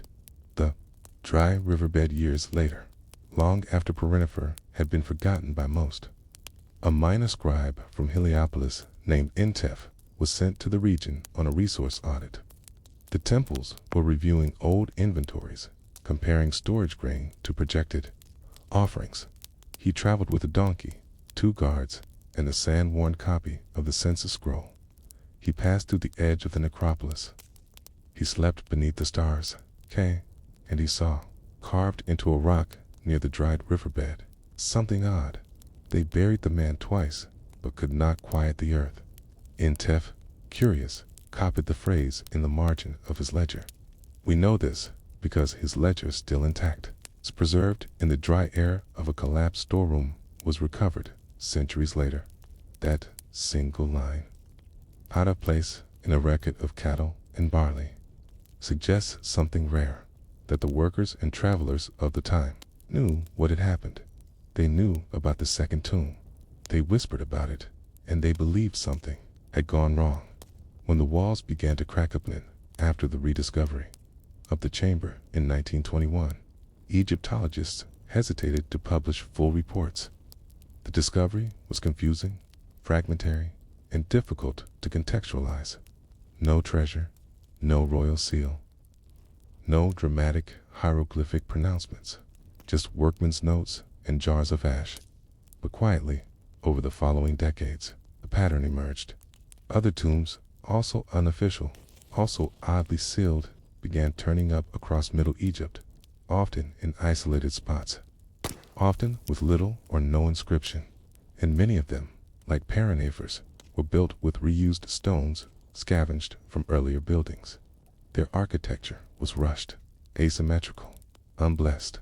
They became known as the mute tombs, and in nearly all of them, the masons had left behind something, a scratch, a mark, sometimes a handprint, pressed into drying plaster. It was as if they were trying to say, this was not done willingly. No one ever confessed, but the walls did. The legacy of the unnamed today. Visitors to the Egyptian Museum in Cairo can stand before a simple limestone tablet recovered from one of these mute tombs. It's barely a foot wide, no hieroglyphs, no gold, just a faint, shallow engraving, a trowel, a hand, and a mouth, silent. The placard says, Mason's Mark, 18th Dynasty, meaning unknown. But meaning isn't always in the translation. Sometimes it's in the act of marking, of leaving behind something that refuses to be erased. Because while pharaohs had names chiseled a foot deep, and generals had statues erected on temple steps, it is the Mason Anonymous, faceless, who left the whisper that history could not silence. It is his handprint. We remember not the general's name, not the official decree, not the carefully rewritten record, but the quiet dissent of the man who lifted the stone and did not approve. The tomb that shouldn't have been centuries later. Scholars still debate why Perenifer was reburied. Some say it was an act of mercy. Others call it a political maneuver. But the final story is still being written. Each time the tomb is examined, more questions rise. Why was the second tomb placed so far from the royal necropolis? Why were no attendants or family members buried nearby? Why did later inscriptions in the area avoid mentioning his name? K. Why do the workmen's notes hurried and cryptic seem almost like confessions? Perhaps we'll never know. Or perhaps we already do, because sometimes silence is the answer. Sometimes what's missing tells the real story. And in the end, this was not a tomb of honor. It was a burial of memory, a place not meant to celebrate, but to hide, and like so many secrets buried in Egypt's sand, it couldn't stay hidden forever, because stone remembers, because hands leave marks, because the dead are never truly quiet, not when the living build their graves with doubt,